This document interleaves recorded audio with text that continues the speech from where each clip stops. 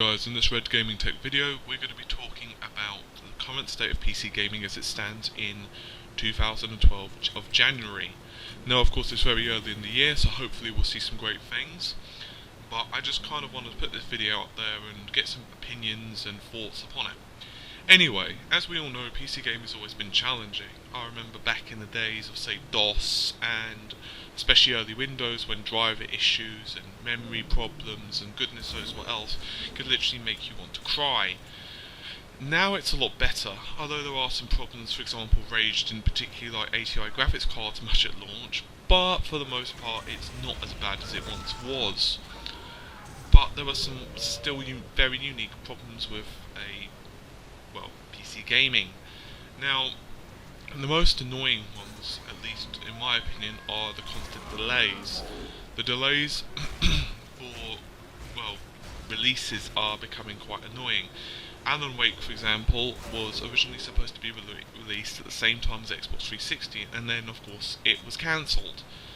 Now, they've decided, you know what, we kind of regret that, and we're going to release it for you guys along with all the downloadable content, which is good. And of course, Batman Arkham City is another example. It was released a couple of months after the console version because, they stated because of the DirectX 11 patch and various other things such as physics. Now, sure, we got those, but, unfortunately they were broken on launch, so if you really wanted to play with those, you either had to really grin and bear it, or you had to wait for a patch, which once again took a couple of weeks. Otherwise you'd have to just play in DX9 mode. Another example is Capcom's Street Fighter series. Now, Street Fighter 4 was rather excellently put on the PC, and of course, it plays great and all that. Unfortunately, the arcade edition, the console gamers are already enjoying 2012 update, which I'm enjoying now on my PlayStation 3. But PC gaming once again has to wait for it. Now, of course, Capcom are stating that it's for development reasons and such, and that's great, and I can appreciate that different development teams are working on different things at different times. But come on now, it's going to be a long time. They're stating, another 3 months or so, I believe, was the last estimate. That's quite a long time to wait, especially because console gamers have been enjoying it for several weeks now. So that's really annoying. Now, there's many reasons, of course, for this. Some people state that, developers simply are worried about piracy. Now, personally, I disagree with this. One of the reasons for it is, I'm sure that piracy does kind of, get them. Of course, pirating a PC game is a lot easier than it is console. Although, of course, console games are not the hardest to pirate, but let's be honest, it is still easier on PC. I think one of the reasons is, quite simply, because, for the most part, it's a lot easier to program for a console. Sure, they're not as powerful and all that good stuff, but they're still closed systems. In other words, if I buy an Xbox 360 tomorrow, it's going to be exactly the same as my current Xbox 360. There's not going to be any difference whatsoever. Therefore, in terms of raw specifications, the memory, the CPU, the graphics cards, it's all the same. So it becomes a lot easier to program for. They don't have to worry so much, at least, about bugs and so on. Now, of course, consoles still do suffer some bugs. Skyrim, for example, on the PlayStation 3 is kind of going through a bit of a bad time. Now, we kind of know that the bigger your save file gets on Skyrim, the more slowdown your game actually has, and the developers have stated a few times of, possible fixes and kind of solutions, but still, it's there, and it's not that great. And of course, they got a lot of flack for it, but still, it's still a lot easier to program for. Now, the bugs on releases, such as Arkham City, as PC gamers, we're kind of used to bugs. It's largely impossible because of the myriad of different, configs and hardware and, installations. It's almost impossible to make sure that something works with everything. For example, you might have the same CPU and graphics card as your friend, and maybe even the same amount of memory and so on. Hell, maybe even the same operating system.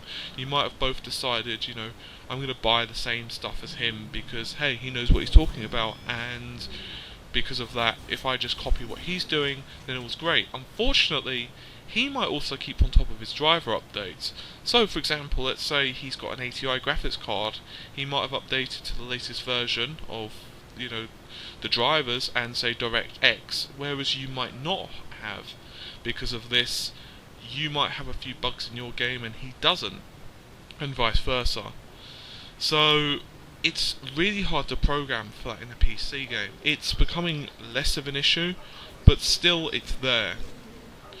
Now, PC optimization, which is slightly less dicey of a topic, but still, PC optimizations are becoming really annoying. The lack of optimization, shall I say, in games is making them very obvious they're largely console ports. By that I mean either bad models or textures that you can kind of tell definitely don't make the transition well from the console. All they are is simply slightly higher resolution than the 360 or PS3 counterparts, and it's so much. To be honest, it's very obvious that you can do a lot more on a PC.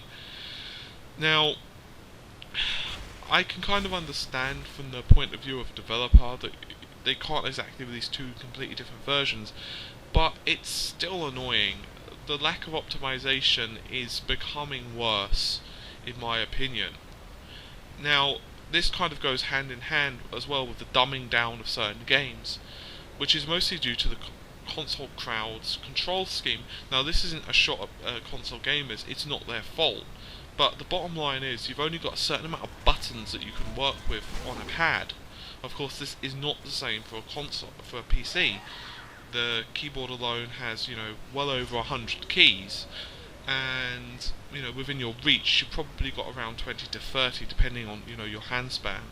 And of course, your mouse, most mice now have at least 3 buttons, and many have 5, plus the wheel. So it's not so much of a difficulty with control scheme. Unfortunately, the UI and the controls are becoming a little bit easier to use on PC simply because of the console crowd's influence, if you will.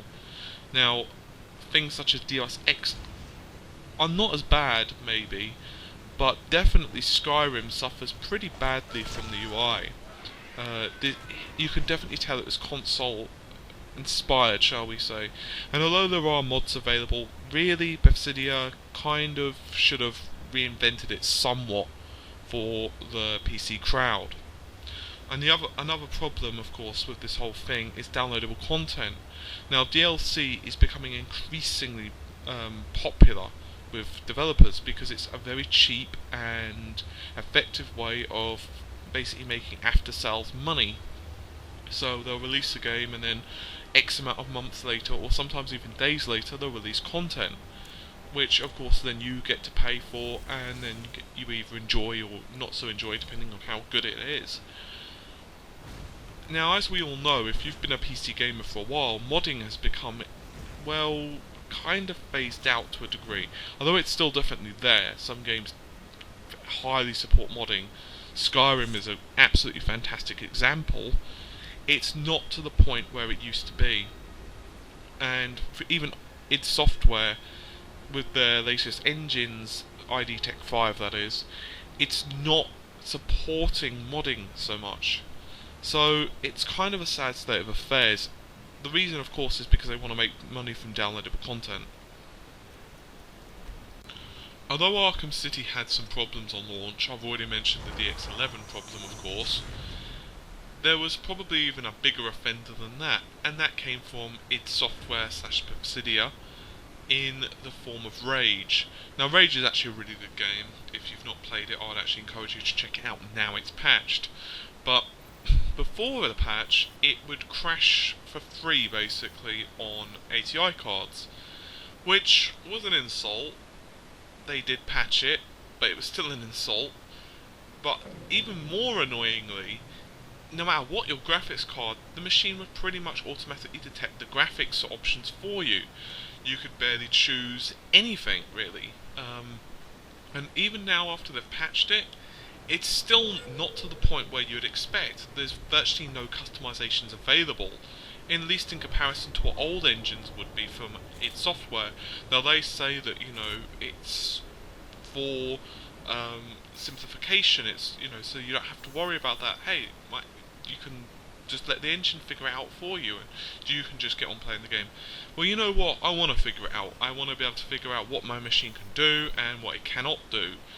I buy gaming hardware to play games. I know that's a really strange concept to some of you, but hey, that's just what it is. And I don't want to be told that I can have the graphics set in certain ways. Yeah, it's great that, for example, I can change the resolution, but well, that's not a very impressive, set of options you've got there, Ed. And I'm really hoping that nothing like that comes again. They did patch it, but as I said, it's not the point I'd expect. And certainly, when you compare it to something like Serious Sam 3, where when you look at the options menu, you kind of think, not that impressive. There's just a few sliders, and where you can just choose, for example, CPU, graphics, and so on. But then you can see that you can actually choose custom, and when you do choose custom, there's literally every setting under the sun.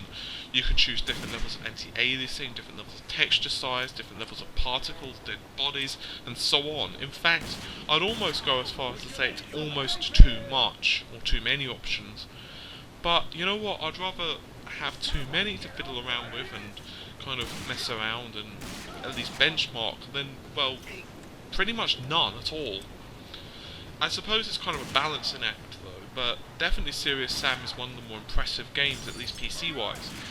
And another little thing while I'm on the subject of the whole optimization, another thing that really irritates me is the removal of certain functions.